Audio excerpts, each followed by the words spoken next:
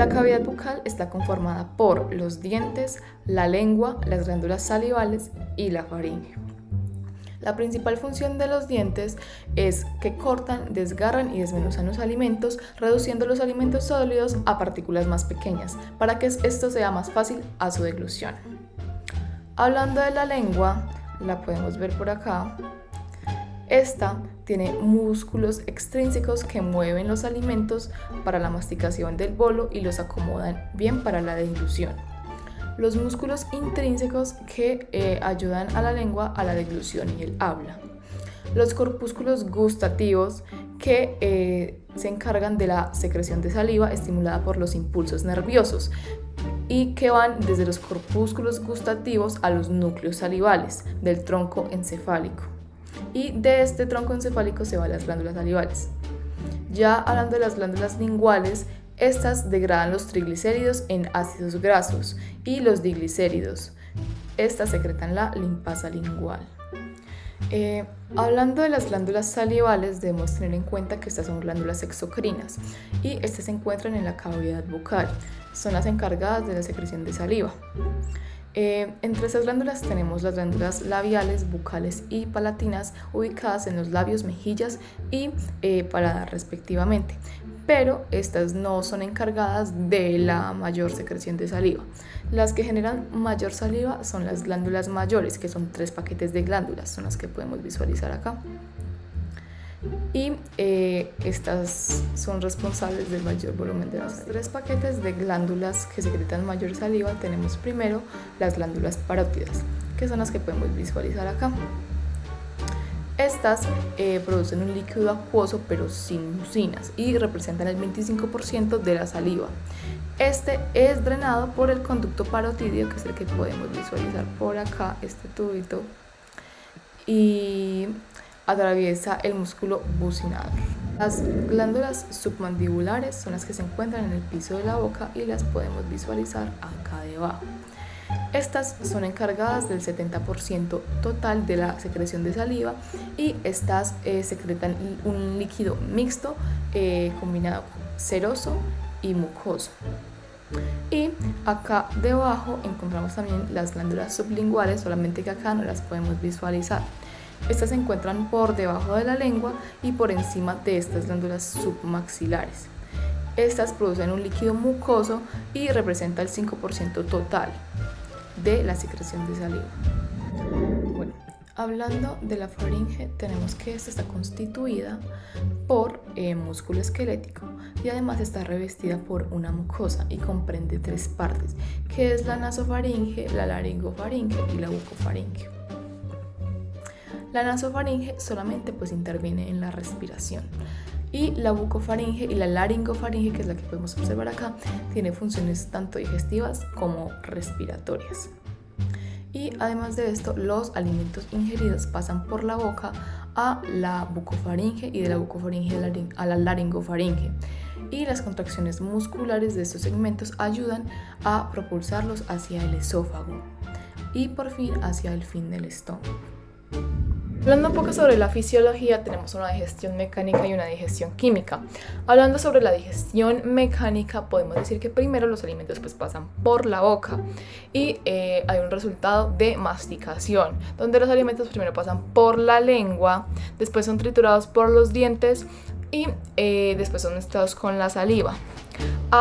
En todo este proceso el alimento se convierte en una masa muy blanda y esto se le llama el bolo.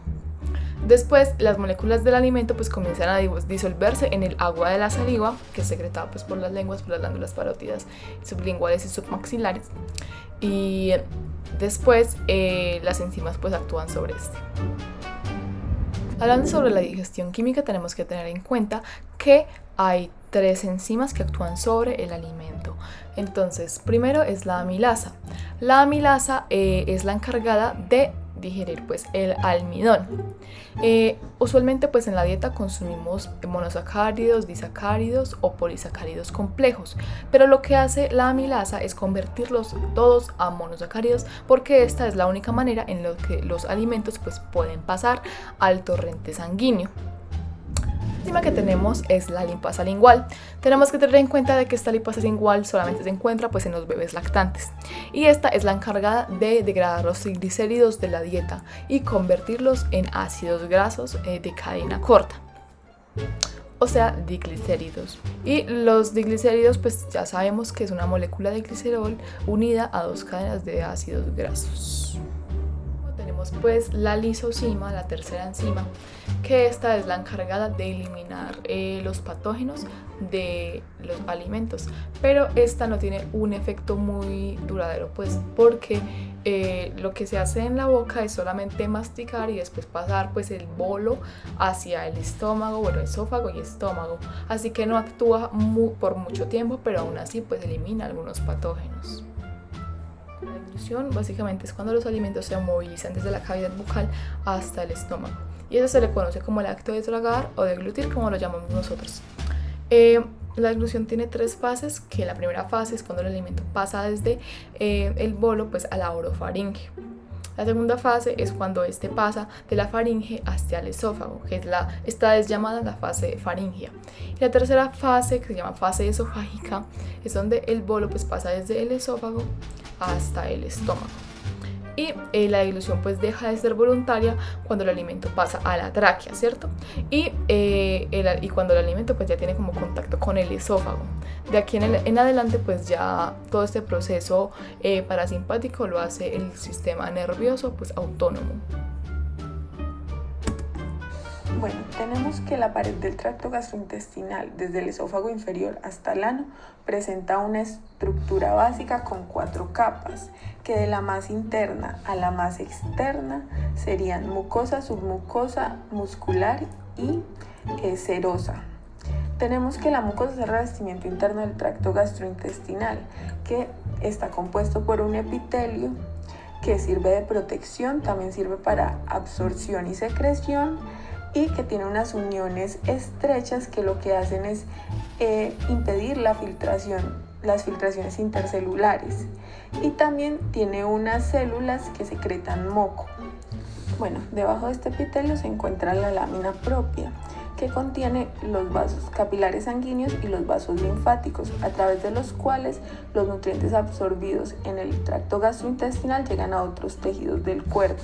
La lámina propia también incluye la mayoría de las células del tejido linfático asociado con la mucosa, que protegen contra las enfermedades. Por último, dentro de la mucosa tenemos las fibras musculares lisas, que forman en la mucosa del estómago y el intestino delgado una gran cantidad de pequeños pliegues que incrementan el área de absorción y digestión. Luego tenemos la submucosa, que une a la mucosa a la muscular. Tiene gran cantidad de capilares sanguíneos y linfáticos que reciben las moléculas de alimento absorbido. Y lo más importante de esta capa es que contiene el plexo submucoso. Después tenemos la capa muscular, que en la boca, faringe, esófago superior y medio contiene músculo esquelético, que produce la deglución voluntaria. Y también encontramos músculo esquelético en el esfínter anal externo, que permite el control voluntario de la defecación. Y en el resto del tubo lo que vamos a encontrar es músculo liso, generalmente dispuesto en 2 capas, en una capa circular interna y una capa longitudinal externa. Y lo más importante también mencionar es que en esta capa se encuentra el plexo mioentérico. Por último tenemos una capa serosa, que sería la más externa y que llamaremos adventicia. En este momento vamos a pasar a hablar sobre el esófago. El esófago es un tubo muscular que está detrás de la faringe y está formado por la misma estructura básica que está formado todos los órganos del tracto gastrointestinal. Eso serían 4 capas. De la más interna a la más externa sería la mucosa, la submucosa, la muscular, que acá encontramos una particularidad, es que en la parte superior del esófago encontramos músculo esquelético, que sería voluntario. En la parte media del esófago encontramos músculo esquelético y músculo liso, y en la parte inferior encontramos músculo liso. Bueno, ahora también vamos a hablar de que el esófago tiene 2 esfínteres. Un esfínter esofágico superior, que limita el paso y regula también el paso de la faringe hacia el esófago, y un esfínter esofágico inferior que limita el paso del esófago al estómago. En cuanto a la motilidad del esófago, no hay que decir mucho, pues solo encontramos una onda peristáltica lenta que lo que hace es ayudar a empujar el alimento hacia adelante para que pase hacia el estómago. No necesita de cambios de potencial de membrana. También decimos que hay unas células intersticiales de Cajal que se encuentran distribuidas por todo el tracto gastrointestinal, desde el esófago inferior hasta el ano, y actúan como marcapasos e intermediarios del control neural de la motilidad muscular. Ahora vamos a hablar del estómago. El estómago es un órgano en forma de J que se encuentra dividido en 4 porciones. La primera porción sería el cardias, que es el mismo esfínter esofágico inferior, el fundus, que es esta partecita de acá arriba que es como ovalada, el cuerpo, que sería todo esto, y la región del píloro. De la región del píloro podemos decir que está dividida en 3 partes. El primero sería el antro pilórico, que conecta con el cuerpo.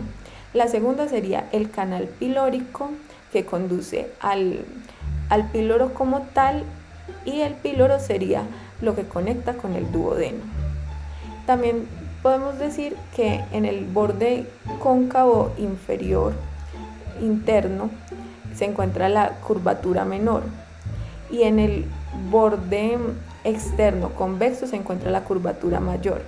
Bueno, también podemos decir del estómago que que la pared gástrica está compuesta de las mismas 4 capas que todo el tracto: mucosa, submucosa, muscular, que en este caso sería con una capa oblicua, circular y longitudinal, y la serosa. Bueno, también podemos decir del estómago que tiene varios tipos de células, como las células mucosas del cuello, que producen mucus, las células parietales, que producen factor intrínseco de Castell, que ayuda a absorber la vitamina B12 y a la producción de ácido clorhídrico. Luego tenemos unas células principales que secretan pepsinógeno y lipasa gástrica. Se puede decir que las secreciones de estas 3 células lo que hacen es formar el jugo gástrico. Y por último tenemos unas células G que se localizan principalmente en el antro pilórico y secretan la hormona gastrina al torrente sanguíneo. También podemos decir que encontramos acetilcolina, que es un neurotransmisor que estimula la secreción de ácido clorhídrico y pepsinógeno.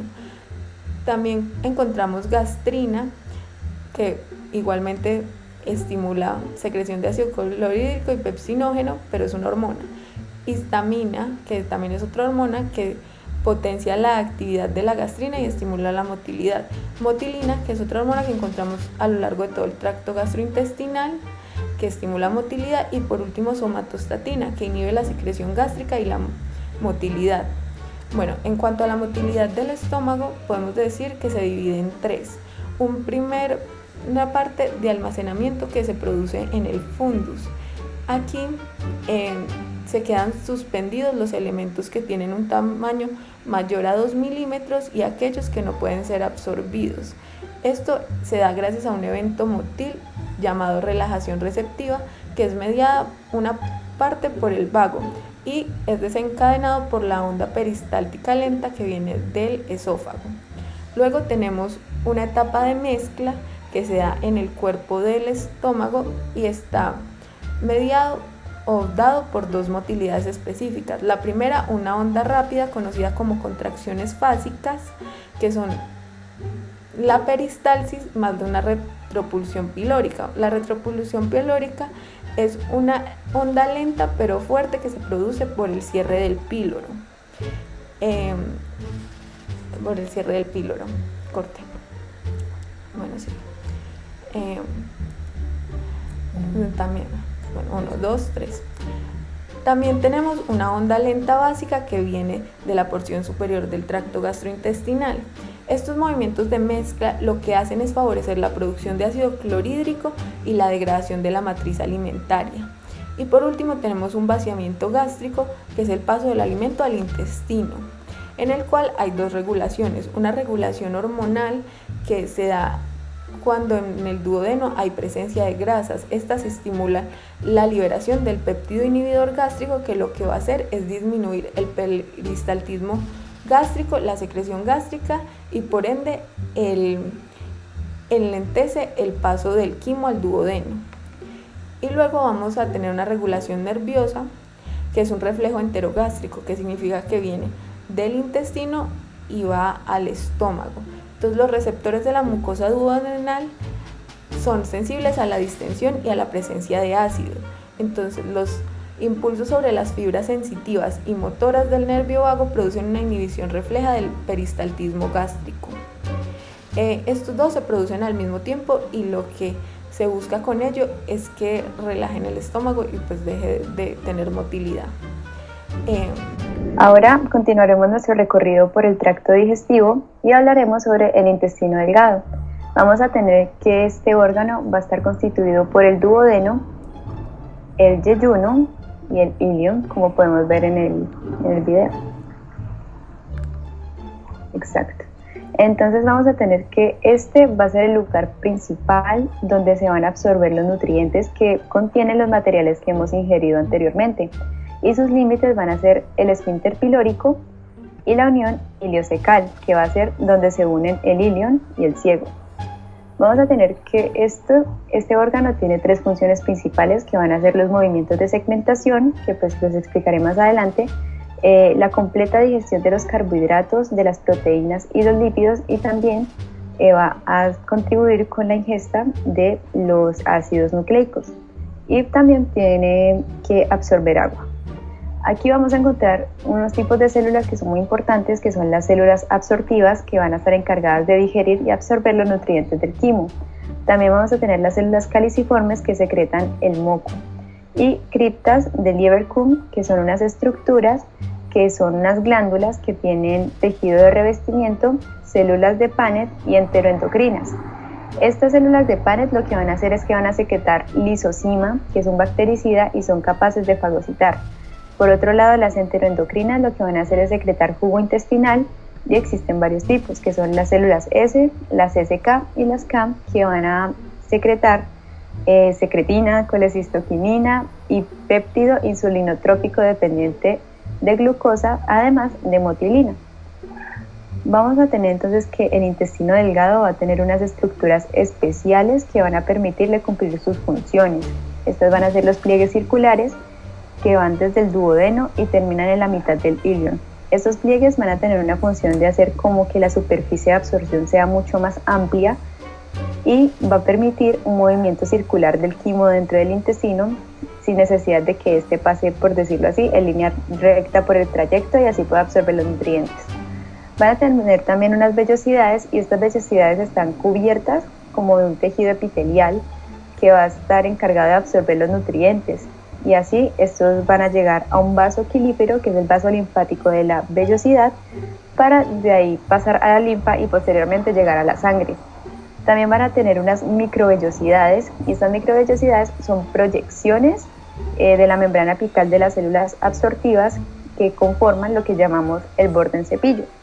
Este borde en cepillo es el encargado de absorber grandes cantidades de nutrientes por su estructura, y también va a estar encargado de secretar enzimas digestivas, como son la alfa-dextrinasa, la maltasa, la sacarasa, la lactasa, la nucleotidasas y las fosfatasas. Bueno, entonces vamos a tener también dos movimientos en específico que van a ser muy importantes para que el intestino pueda cumplir con sus funciones. El primero que tenemos va a ser la segmentación. Esta es como unas contracciones localizadas de mezcla. Ellas van a estar ubicadas en las porciones del intestino que están distendidas por el quimo que está presente ahí. Y entonces esta segmentación va a hacer que se mezclen el quimo con los jugos digestivos, y también va a hacer que el alimento presente se exponga con el fin de que las paredes de la mucosa del intestino puedan absorber los nutrientes, para así poder hacer su absorción correctamente. Y esta segmentación se va a dar en los siguientes pasos. Primero es que se va a comprimir una porción de las fibras circulares musculares del intestino, haciendo que se comprima como en segmentos. Luego estas fibras se van a relajar y se van a comprimir las siguientes. Entonces las otras fibras musculares se van a comprimir y van a hacer como un movimiento largo en todo el tracto. Y así se va a mover el quimo y los jugos digestivos hacia adelante y hacia atrás. Este movimiento es mayor en el duodeno y es menor en el ilion. Ya cuando termina la absorción de la mayor parte de alimentos, la segmentación termina y continuamos con la peristalsis. Esta peristalsis se va a llamar el complejo motor migratorio y va a comenzar en la porción inferior del estómago, como lo explicamos, y lo que va a hacer es impulsar el quimo a lo largo de todo el intestino delgado para su posterior expulsión, y esto se va a combinar con los movimientos de segmentación y va a durar entre 3 a 5 horas en esta porción del intestino. Esta va a ser la porción final del tracto gastrointestinal y va a tener funciones como mezclar las austras, que son unas estructuras que explicaré más adelante, también la peristalsis y propulsión de los contenidos del colon hacia el recto. Va también a tener como unas bacterias presentes que van a convertir las proteínas en aminoácidos y van a producir algunas vitaminas del complejo B y vitamina K. Este también va a absorber parte del agua, iones y vitaminas, va a formar las heces y también para su posterior defecación, que es el vaciamiento del recto. Este órgano va a estar desde el ilion hasta el ano y va a estar unido a la pared abdominal posterior por su mesocolon, este mesocolon es una capa doble de peritoneo y se divide en ciego, colon, recto y el conducto anal. Bueno, entonces ahora hablando bien de cada una de estas estructuras, vamos a tener que el esfínter iliocecal es el encargado de permitir el paso de los materiales desde el intestino delgado hacia el intestino grueso. Y de ahí vamos a comenzar con la primera porción que se encuentra, y esta es el ciego, que es una pequeña bolsa de 6 centímetros de largo que contiene el apéndice vermiforme y su mesoapéndice, lo que lo mantiene adherido a la porción inferior del ilion. Luego continuamos con el colon y este se va a dividir en 4 porciones. Vamos a tener entonces el ascendente, que va a ascender por el lado derecho del abdomen y pasa por debajo del hígado, luego gira abruptamente hacia la izquierda para formar el ángulo colónico derecho, que va a ser el ángulo hepático, como podemos ver ahí en el video. Luego vamos a tener el colon transverso, que es el que atraviesa y es lo que hace es que desciende hasta pasar por debajo del vaso y forma el ángulo colónico izquierdo. Luego se va a convertir en el colon descendente, que desciende por debajo de toda la cresta ilíaca. Y por último nos vamos a encontrar con el sigmoideo, que comienza cerca de la cresta ilíaca izquierda y se proyecta hacia la línea media para continuar como lo que conocemos como el recto, que ahí lo podemos ver. ¿Qué es el recto? Bueno, el recto son los 20 centímetros finales del tracto digestivo y los últimos 2 o 3 centímetros del recto van a constituir el conducto anal. Entonces la mucosa de este conducto va a estar formada por pliegues longitudinales llamados columnas anales que contienen arterias y venas, y este va a tener, como en condiciones normales, va a tener 2 esfínteres, uno interno y el otro externo, y este solamente se va a abrir durante la defecación. Entonces vamos a tener el anal interno, que es músculo liso, este va a ser involuntario, y el anal externo, que es músculo esquelético, que es voluntario. Bueno, entonces aquí en este órgano vamos a tener unas células que se encuentran en las glándulas, que se llaman criptas de Lieberkühn también, y estas son las células absortivas, que también participan en la absorción del agua, y las células caliciformes, que secretan moco, que van a permitir el paso del contenido colónico. Bueno, a diferencia del intestino delgado, este no contiene como esas mismas estructuras especiales. Sí tiene microvellosidades por las células absortivas, pero pues no va a absorber tanto como absorbe el intestino delgado. Y vamos a tener entonces que él va a tener unas estructuras especiales, que es como unas capas de músculo longitudinal que se encuentran más gruesas a diferencia de todo el tracto. Y esto lo que van a hacer es crear unas bandas longitudinales que se llaman tenias colónicas. Y estas tenias son muy importantes, ya que se disponen a lo largo del intestino grueso y van a estar separadas por esa misma cantidad de músculo longitudinal, pero en pequeña proporción. Entonces, como grueso, delgado, grueso, delgado. Y entonces lo que va a hacer es que cuando se contraen estas hendiduras que se crean, se llaman las austras. Y dentro de ellas se forman apéndices epiploicos, que consisten en bolsas de peritoneo visceral que se rellenan de grasa. Bueno, entonces Por último, en el intestino vamos a tener unos tipos de movimiento también que van a ayudar a cumplir su función. Entonces vamos a tener primero el reflejo gastroileal. Este en condiciones normales es cuando el esfínter ileocecal se encuentra contraído, pero después de cada comida, gracias a la peristalsis que se aumenta en el ileum, impulsando el quimo hacia el ciego con ayuda de la gastrina, hace que este esfínter se relaje. Y entonces luego cuando el ciego está distendido, el esfínter empieza a contraerse nuevamente. Entonces la llegada del quimo al colon va a estar determinada por el tiempo de vaciamiento gástrico y la llegada del esfínter y la llegada al esfínter ileocecal. Entonces esto termina ocupando el ciego y se acumula la porción del colon ascendente. Luego aquí seguimos con la propulsión austral. Entonces esas estructuras por eso son tan importantes, porque este movimiento característico va a ser cuando las austras se llenan y se distienden, y entonces se distienden hasta cierto punto, y cuando llegan a este punto lo que hacen es que se contraen e impulsan el contenido hacia la próxima austra. Bueno, luego seguimos con lo que conocemos como peristaltismo, y este se va a producir al igual que en el intestino delgado, pero pues en un menor ritmo. Luego seguimos con el peristaltismo en masa, que es una onda fuerte peristáltica que va a comenzar desde la parte media del colon transverso y expulsa el contenido desde el intestino hacia el recto. Y de ahí continuamos con lo que llamamos el reflejo de defecación. Esta va a ser como una respuesta a la distensión rectal, donde los receptores de los impulsos nerviosos van a enviar una señal a la médula espinal sacra. Luego estos impulsos nerviosos se van a volver impulsos motores que viajan por los nervios parasimpáticos, que más la contracción de los músculos abdominales y el acortamiento rectal genera la apertura del esfínter anal interno, que es el involuntario. Luego el esfínter anal externo se controla de forma voluntaria y así se produce la defecación, y así es como terminamos el recorrido del tracto gastrointestinal.